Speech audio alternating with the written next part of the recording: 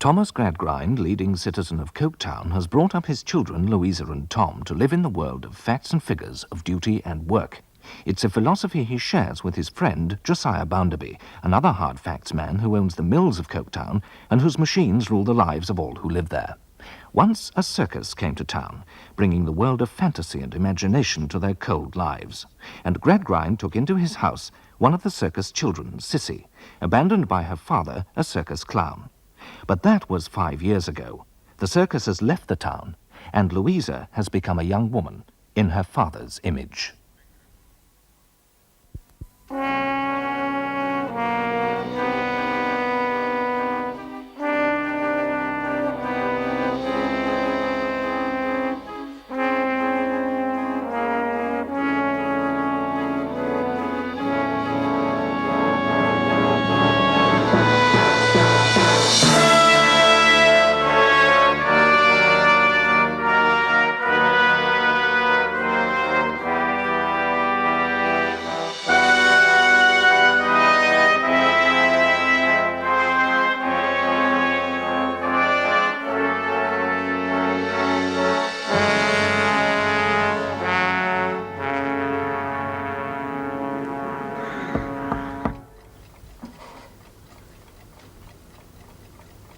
Louisa? You wished to see me, Father? Louisa. My dear Louisa. Oh.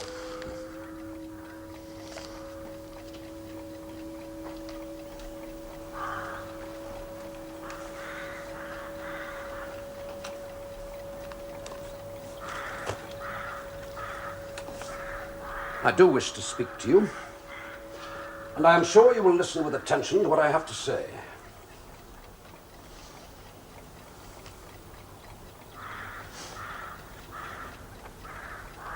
You have been so well trained, and you do, I'm happy to say, so much justice to the education you've received that I have perfect confidence in your good sense. You're not impulsive. You're not romantic. You're accustomed to view everything from the strong, dispassionate ground of reason and calculation. From that ground alone, I know you will view and consider what I'm going to communicate. Yes, Father. Louisa, my dear, you are the subject of a proposal of marriage.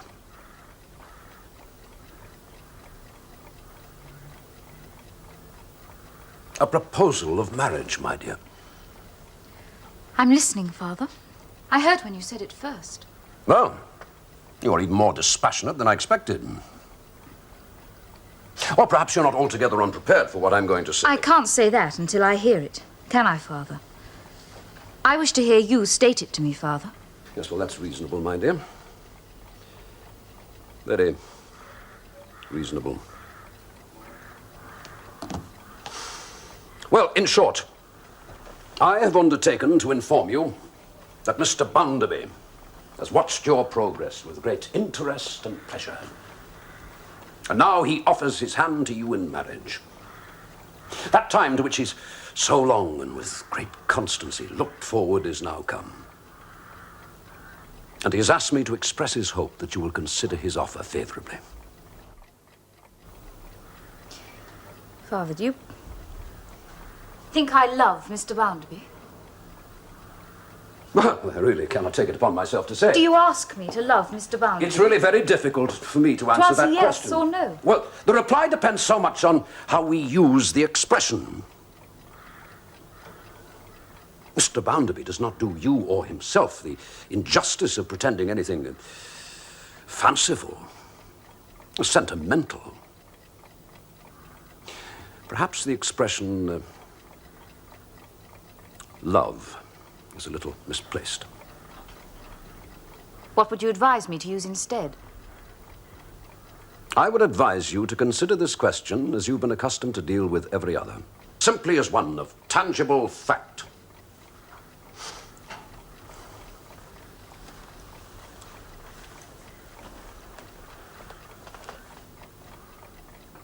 Mr. Bounderby is, to use round figures, 50. You are, again in round figures, 20. Very well, there is a disparity in years. But in your means and positions, there is none at all. Quite the contrary. There's a great suitability. Now to deal with that one disparity. Now, I find from the statistics that a large proportion of marriages in England and Wales are between parties of unequal age. And in 3/4 of these instances, it is the bridegroom who is the elder.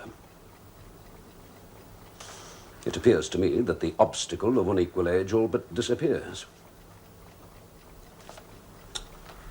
So, the fact you have to consider is simply, Mr. Bounderby asks me to marry him. The sole remaining question is, shall I marry him? Shall I marry him? Precisely. I have now stated the case, as such cases are usually stated among practical minds. The rest, my dear Louisa, is for you to decide.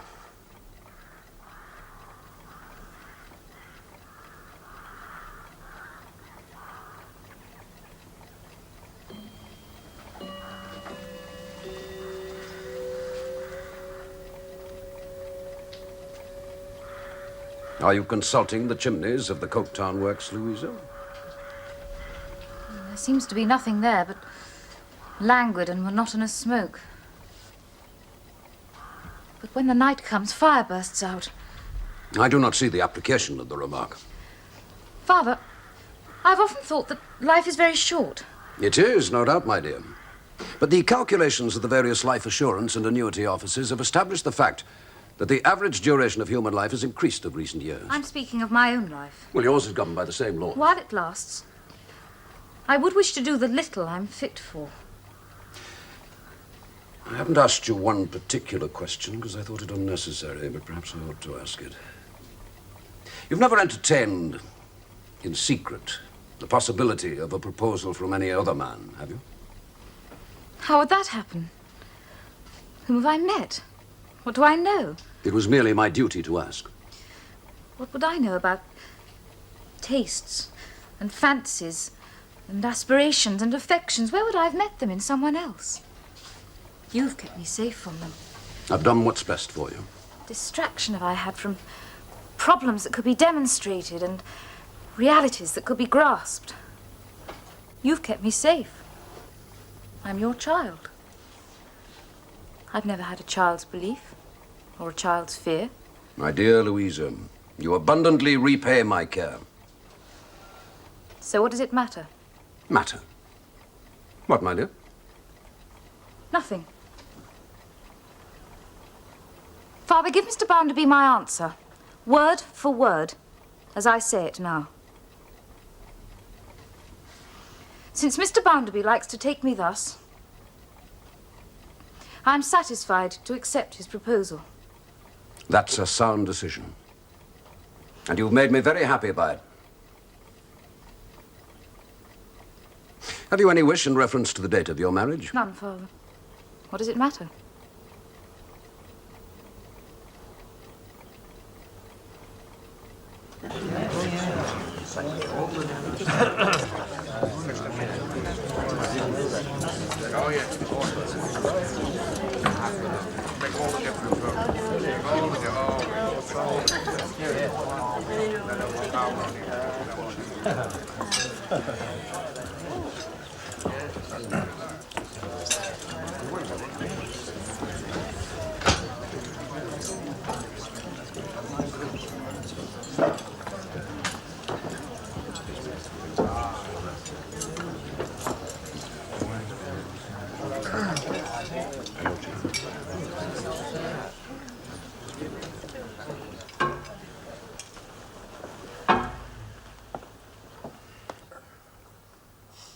My family and friends.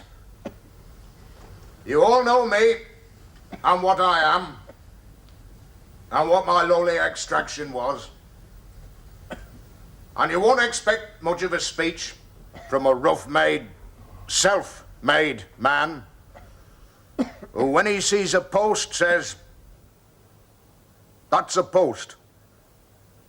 And when he sees a pump, says, "That's a pump." And is not to be got to call a post a pump, or a pump a post, or either of them a toothpick. If you wanted a speech today, you should have called upon my friend and father-in-law, Tom Gradgrind. Now he's a member of Parliament. He's your man for speeches, not Josiah Bounderby. 2 hours long, some of them.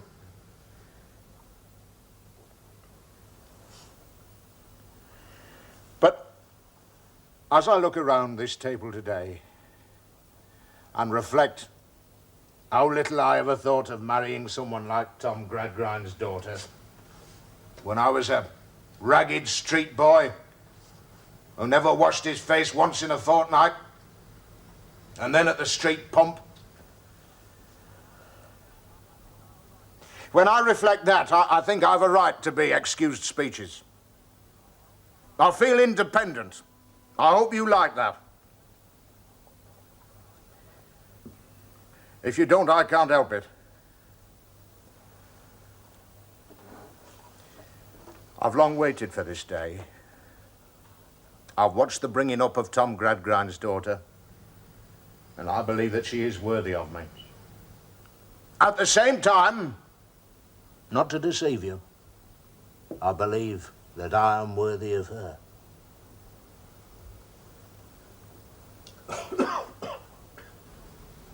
I thank you all for your goodwill, and the best wish I can give to the unmarried part of the present company is this.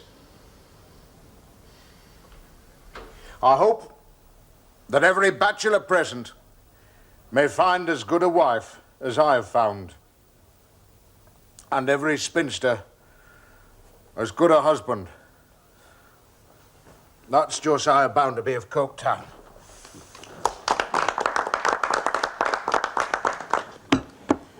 Very jolly brother-in-law. Uncommonly jolly. What a girl you are, Lou. Such a first-rate sister.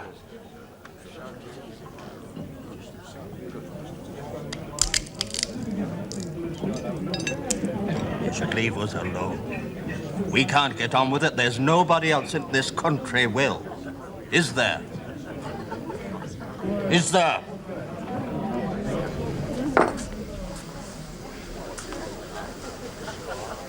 Would you like anything, Mrs. Gradgrind? Oh, I thought this wedding was one of those subjects I'd never hear the last of.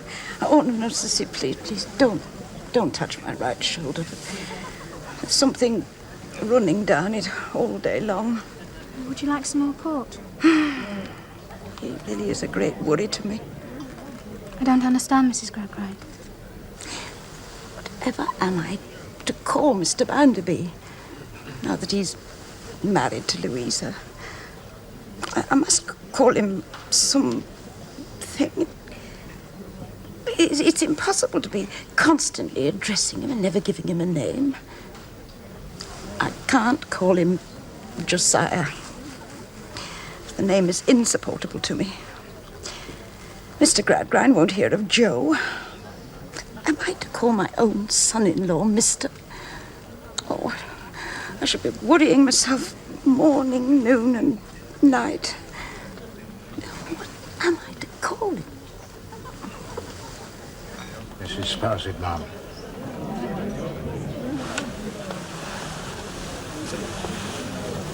We come to a parting of the ways in a domestic sense. I've been deeply obliged that a lady of your station should have attended to my house for me. And I repeat again, you'd be welcome to remain even under our different circumstances. Dear, no, sir, I could never allow that. Wouldn't be fair to young Miss Gradgrind. Mrs. Bounderby. In your apartments at my bank, you'll have your coals and your candles and all the rest of it. And your maid to see to you, and a light porter to protect you, and you'll be what I take the liberty of calling precious comfortable. And if you'll take the same terms as before... I beg your pardon, sir.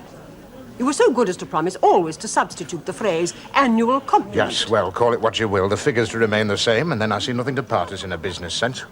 Mr. Bounderby, you're very considerate. I would rather receive the bread of dependence from your hand than any other, since my descent in society dictates that I must. You have my sincere acknowledgments for past favors, and I fondly hope Miss Gradgrind will be all you desire and deserve, and I wish with all my heart that you will, in all respects, be very happy. Well, ma'am, I'm obliged to you. I hope I shall be. Do you, sir? But naturally you do.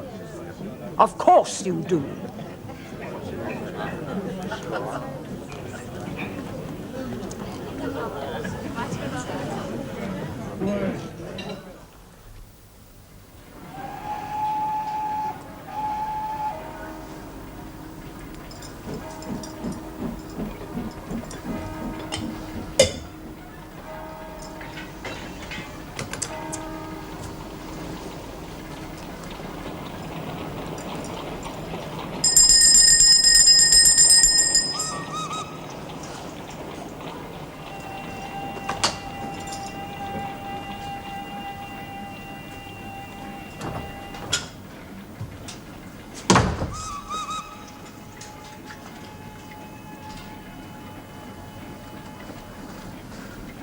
I haven't forgotten the plum preserve, Ma'am.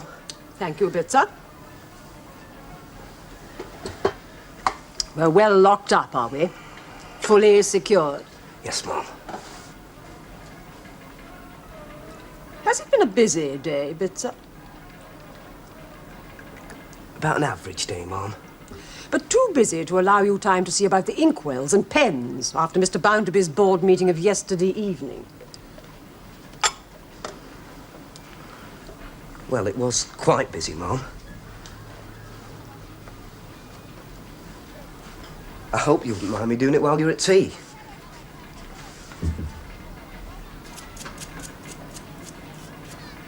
You usually have some questions to ask, Ma'am. I like to make all my time useful.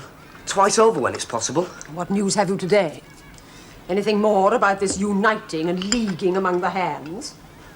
There are more meetings planned, I know that much. I'll have the military in the streets if they pursue their greedy pestering. Mr. Bounderby is fast losing his patience. If he locks them out, it wouldn't surprise me. I don't understand them. It's their improvidence that keeps them so low. Look at the size of the families they expect to keep.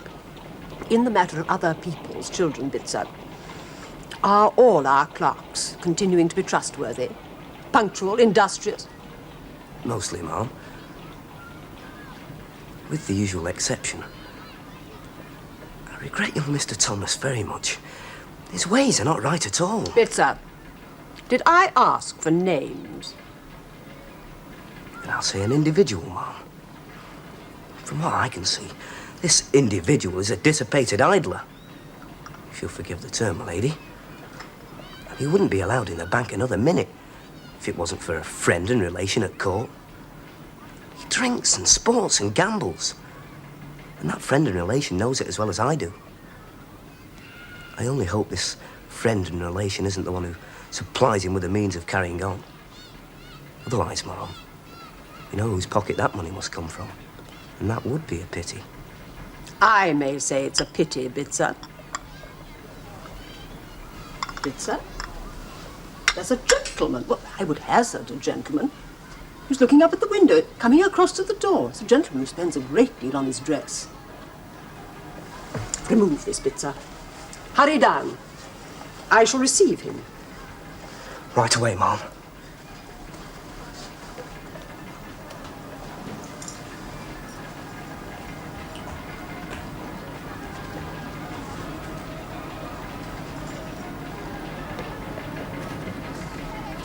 Captain Harthouse, Ma'am.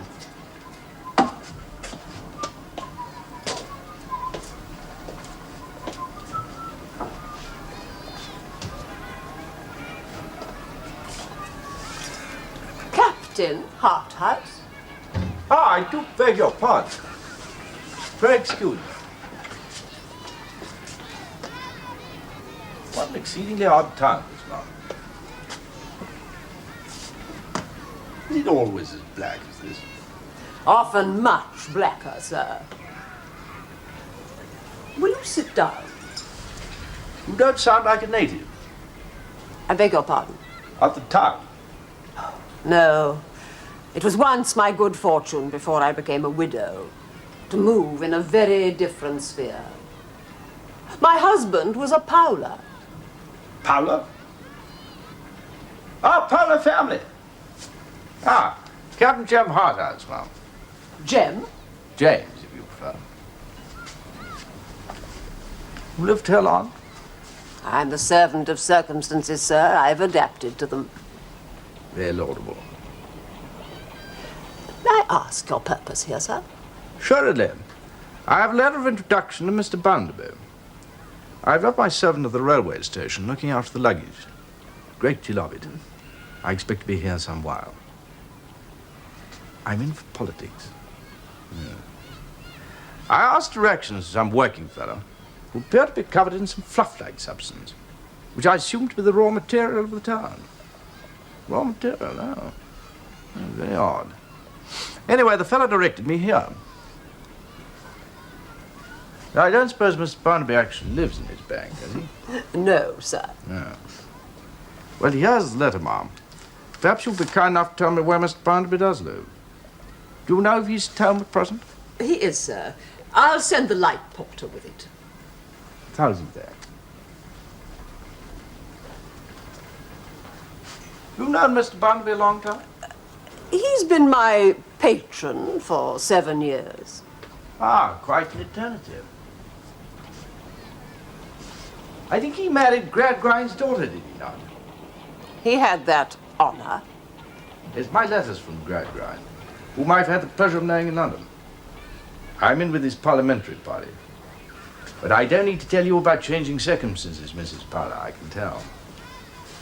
Now, because of this damn new parliamentary setup that these other fellows have saddled on the country, one or two of my kind think that we ought to make sure of our representation.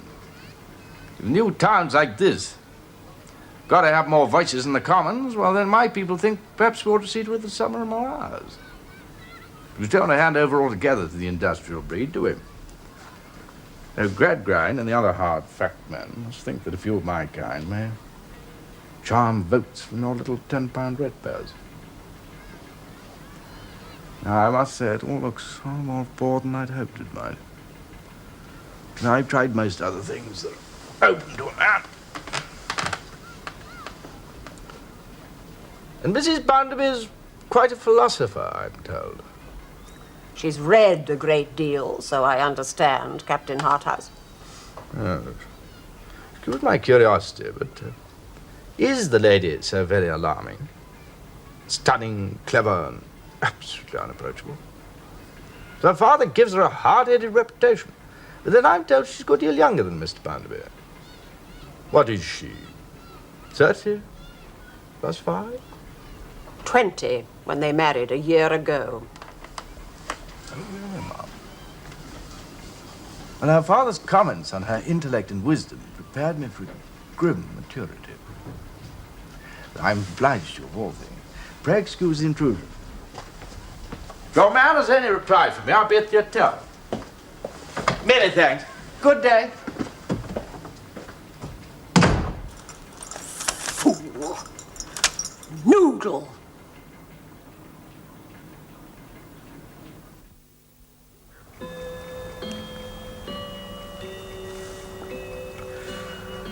I suppose you've heard a lot of talk about conditions in our mills. Some of these fancy London publications are full of it, so I hear. We've had such a plague of meddling inspectors lately, it's been a wonder we've got any work done at all. Inspectors for our children, inspectors for our machines, inspectors for our lights, inspectors for our smoke. And inspectors out of business altogether if they're not careful. And then who's to support these grumbling hands and their brats? What they want, the lot of them, is to be fed on turtle soup and venison with a gold spoon. What's the work like for them, for the hands? It's the pleasantest work there is, and it's the lightest work there is. And it's the best paid work there is. More than that, we couldn't improve the mills themselves unless we laid down Turkey carpets on the floors. Oh, well, this is all very instructive. You get the facts straight from me. I don't know any other way. You're a man of family. Don't make the mistake of thinking I am. I'm a bit of dirty riffraff. A genuine scrap of ragtag and bobtail. But you and me can shake hands on equal terms, because in this house, I'm just as proud as you are in yours. And that's me. Yes, well, I can't properly say that I've got a house of my own just now. I've been staying with my brother since I got back from India. No wife, no acres of my own to look over. Been the devil to with myself. Yes, I thought of going back to Jamaica again.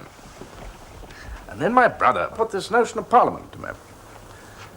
We've lost our country boroughs, we may as well make over the towns. That's the feeling. So, here I am in your town, on Gradgrind's nudge. If Tom Gradgrind says you need helping, then there's no argument to it. And now, I'd like to introduce you to Gradgrind's daughter. Lou, this is James Harthouse, who's joined your father's muster roll. Mrs. Bounderby. Mr. Harthouse. He'll be your father's colleague for Coketown South before long. Harthouse, you'll notice that my wife is my junior. I don't know what she saw in me, but she must have seen something, otherwise she wouldn't have married me. She's got a gold vault of knowledge, political and every otherwise, so if you want cramming for a political career or anything of that nature, you won't find a better instructor than Lou Bounderby. Well, I can't imagine a more gravel way of being schooled.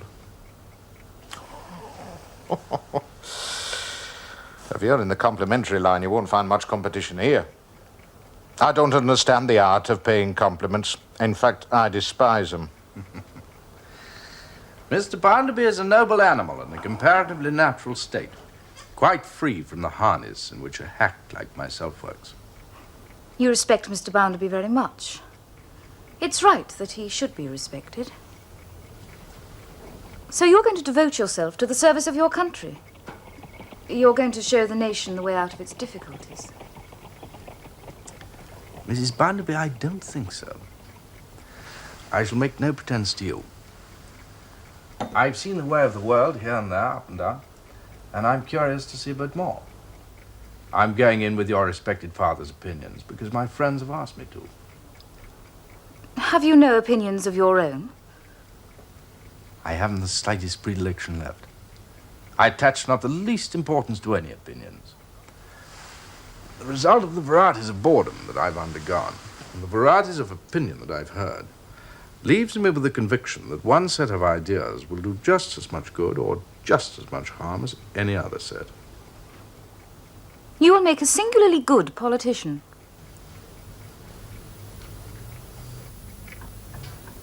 A heapeth of stewed eels, bought in the street and ate in the street. That was little Josiah Bounderby's dinner. I was 10 years old before I tasted meat. And that was sure to be horse. I expected it to be horse. Washed down with the water they used for laying the dust. What do you think about that, eh, Harthouse? No water from the dust cart in your upbringing, eh? No such advantage, sir.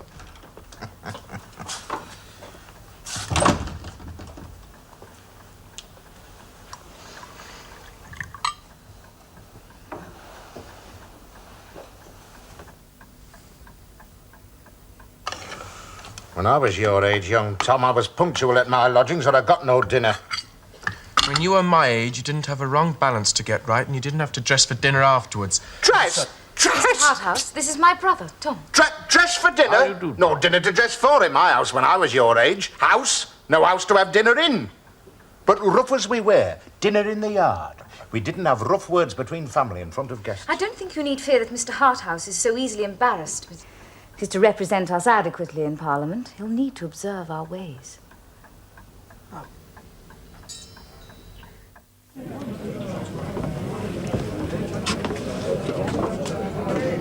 Paul Stevens here. Oh, Stephen, you know every man here? Except Mr. Slackbridge, who's a delegate for our district. And he's come specially tonight to over your case. We asked for him. Because you made it hard for us. Every man on this committee has grown up with you, worked with you. We've asked you privately. Begged you to join the union. You're the one man in your work who's outside. We've held back because we know your troubles are more than most men's. But we've a duty to our rules. If we show favour to any man and let him go his own way, where's our strength? We have only one strength, and that's to be united. We've asked Mr. Slackbridge to make one last effort with you. This is his trade. Now he knows your case, Stephen. Listen to him. There's one last chance for you. Friends and brothers, what I ask you will you say of this working man? Since such I must acknowledge him to be. Acquainted with the grievances and wrongs of you, the bone and marrow of this land, and knowing of your resolve, your noble and majestic unanimity that will make tyrants tremble, what can we think of this man who deserts his post Give this man a chance. and sells his flag and will not be one of you associated in this fight for freedom? Why will you not come with us? It's your chapel, is it? Yes. Do you think there are no Methodists in our union and in others? They make their own peace. I have to make mine. Don't you know there are Methodist lay preachers who are some of the most celebrated men in the miners' unions in Durham and Yorkshire? I've heard mention of it. Doesn't change my mind. Doesn't change what I think is right according to the teaching. Why is the same teaching on our side for them and against us for you? It's a matter of being true to something. There's a right and a wrong. Killing's wrong. And burning a man out, that's wrong. And beating a man. And turning all his friends and lifelong neighbors against him, that's wrong. The unions have done all this and are still doing it. It doesn't change things because you say just look at the bad we struggle against. Life's bad, I know that as well as any man here. What I'm told in chapel is to endure it. And to work for betterment through patience, not meet bad with bad. I can't join you. I've made a promise, and I've got to hold to it. There's that much about my life which is not a man's way of living at all. I'm made less than a man at work, like most others I've made friends with. And I'm less than a man in my home, and most of you here know that and why. But I believe this. I think you're wrong. And I've made a promise. I'll not join. We know of your misfortunes, Stephen, and of your good name. Men seem to respect you here. Otherwise you wouldn't have been tolerated as long as you have. A number of these men have told me they wish your voice and your honesty were a part of this committee. I'll go further. I'll say you have the merits that would make a leader of many committees. Slackbridge, a man's made. It takes a man to lead men, Blackpool, and these men have seen it in you. So have I. Your name could be on men's lips in more towns than this one. The stand's been made, man. Don't answer it with tricks. Stephen is known here, and his capacities. It's known what might have been, and what can never be now. Stephen, you know what we must do. You understand? Oh, I know what's in front of me. No working man will speak to me. You'll all turn your backs. I'll be called traitor if I'm spoken to at all. And there are faces here I'd have thought once I could trust my life with.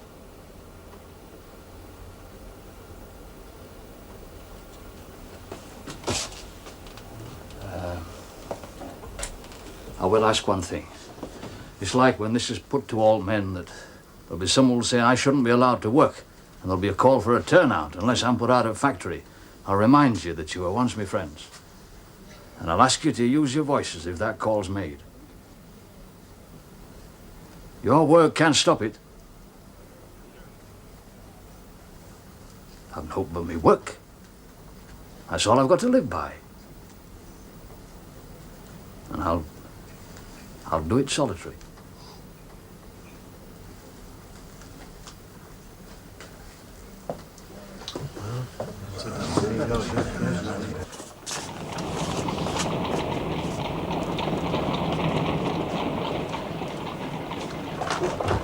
Good evening, sir.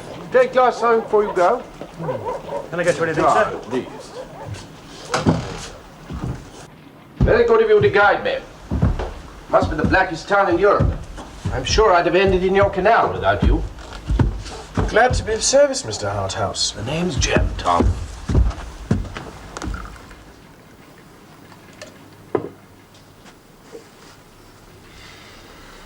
Well, you are a piece of caustic, Tom.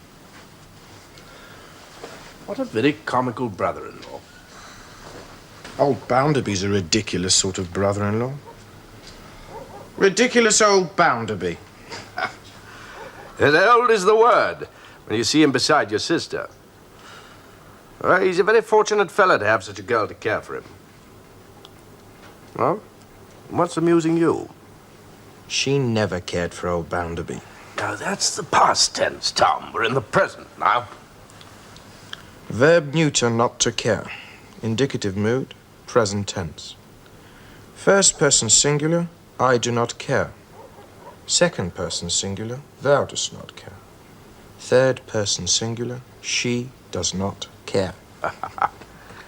Very quaint. Though you don't mean it. On my honor. How do you think Lou could care for him? You know our governor. He crammed us both wide with all kinds of dry bones and sawdust. Lou never had a lover. The governor proposed on old Bounderby's behalf. So she took him. Oh. And she gets on so placidly. Oh, a girl can get on anywhere. And she's not a common sort of girl. She can shut herself up inside herself.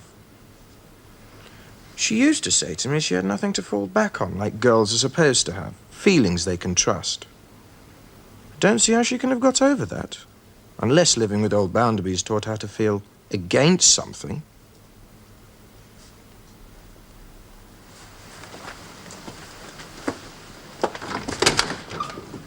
Waiter!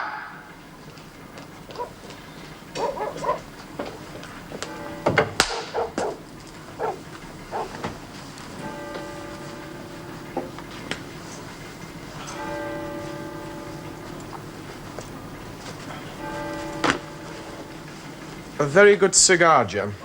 Good night.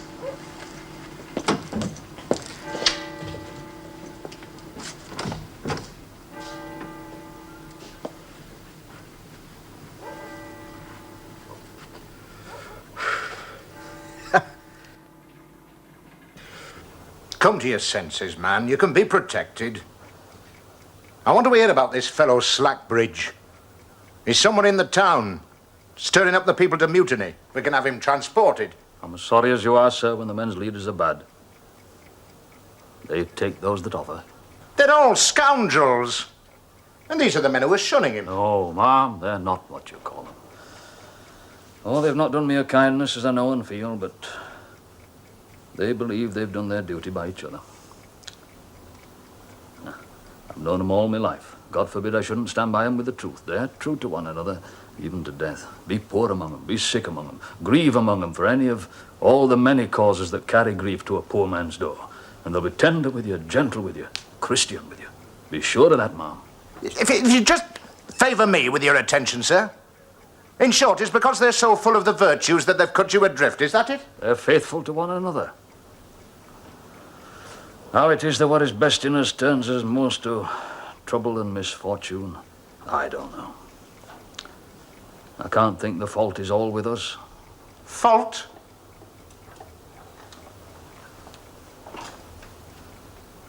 What do you complain of? I didn't come here to complain. I came because I was sent for. What do you people, in a general way, complain of?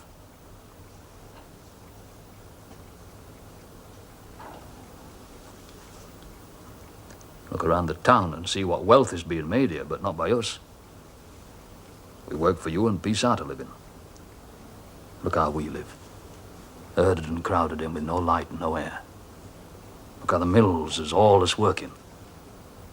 How they never work us nearer to any distant object, except death. The factory has us when we're children. What's to come when you've had all the use out of us? We're to finish in the workhouse where men are set apart from wives, and where the feeding and the labor and every hard minute are meant to punish us. And for what? For nothing except for having nothing. Look how it's all grown, bigger and bigger, harder and harder, from generation to generation. And how do you people propose that this should be set right? I don't know. It's for them who are put over us to repair it. What do they take upon themselves if not to do it? I'll tell you something towards it at any rate.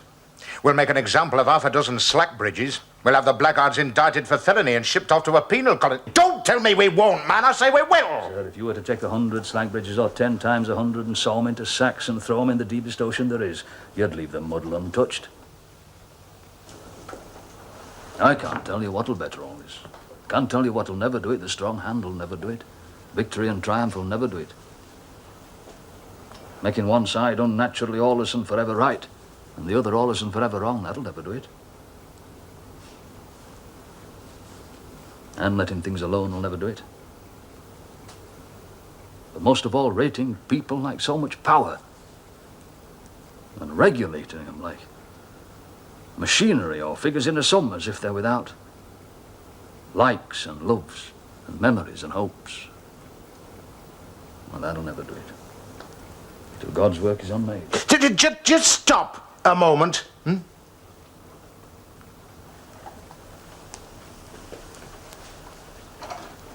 It's clear to me you're one of those people who's always got a grievance. And you go about sowing it and raising crops. Even your own union, the men who know you best, will have nothing to do with you. Well then, I'll go along with them for a novelty. You best clear out, go elsewhere.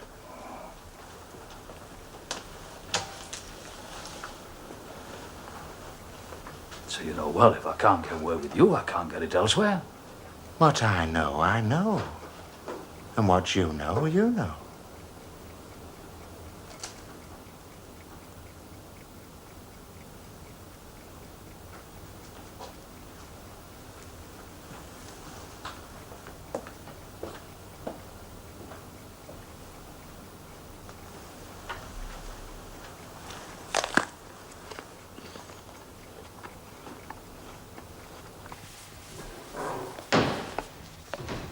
Went to your house, lass. I forgot you'd be here tonight.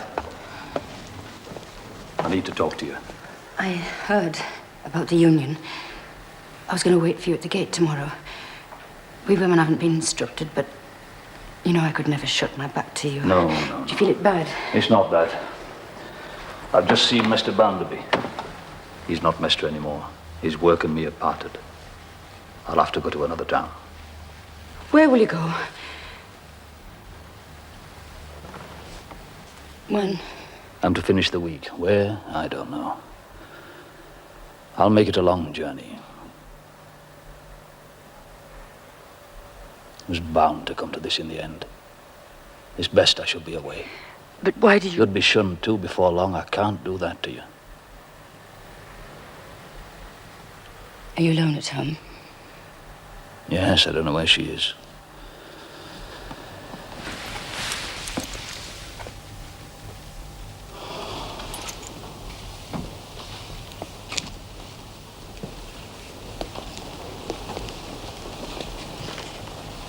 I'll come home with you.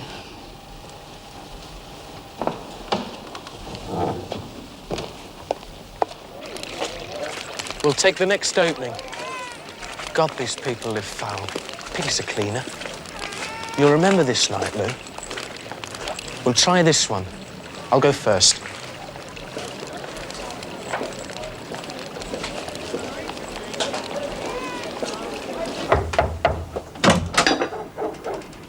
Will you come in, Mrs. Bounderby? Will you sit down? Sir, if you please.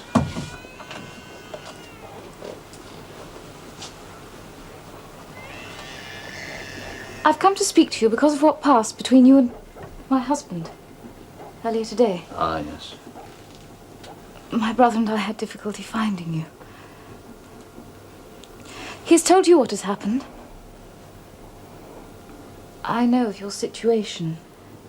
I understand that if my husband will not employ him, then neither will any other mill owner in Coketown. He said something of a promise not to join the union.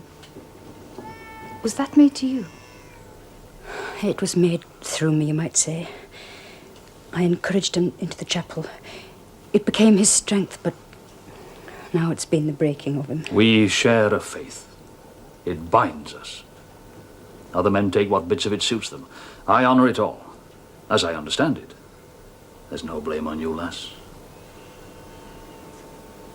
What will you do now? I'll go to another town far enough away where I'm not known.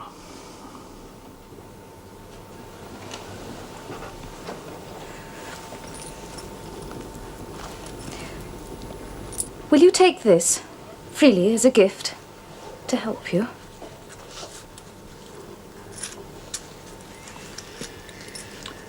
Very kind. I'll not take a gift as much as that from you. But if I may, I'll take two to borrow it and pay it back later. Do you have enough? Lou, before we go, I'd like a quiet word with Blackpool. Something's come into my mind. Let's talk outside. Yes.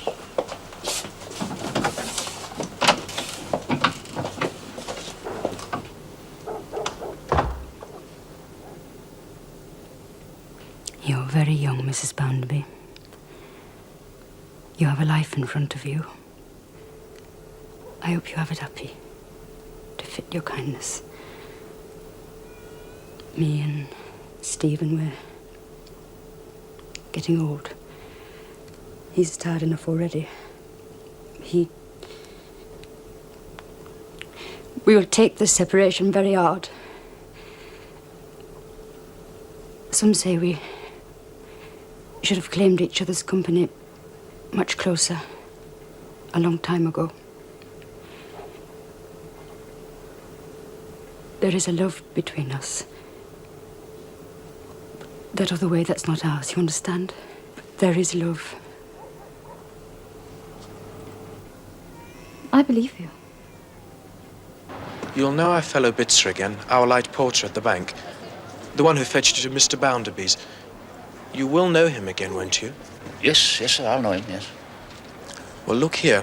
When you leave work overnight between now and Saturday, just spend an hour or so in the street near the bank. You just wait about there, do you understand? No need to approach the door. Just wait about where Bitzer can see you, in case he has a note or a message for you. Do you follow?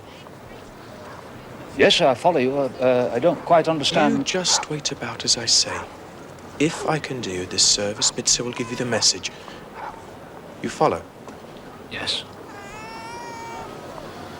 Don't forget now. An hour every night, that'll do. Right, sir. Thank you, sir. All right, Blackpool, that's all. Louisa?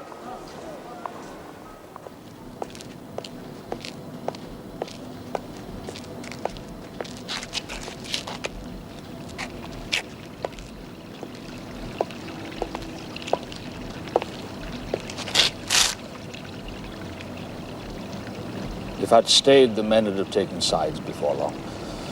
I wouldn't want to be the cause of more bad blood among them.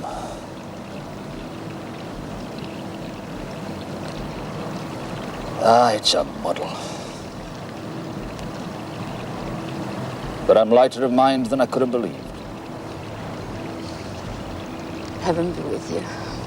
Heaven thank you and heaven reward you. And may it bless you in all your wanderings and bring you peace and rest at last. I'm at peace, Rachel. You've changed me from bad to good. You saved me soul while I'm still alive. The good is in you, Stephen. No. Do you remember a time, one of the worst times, when she was half dying, we thought, in my room? Do you remember that night? I wanted her dead. I thought of murder. But I saw you and your goodness there beside the pain and the temptation, and never again will I think or see anything that angers me. But you'll be there beside it. And I thank God for you.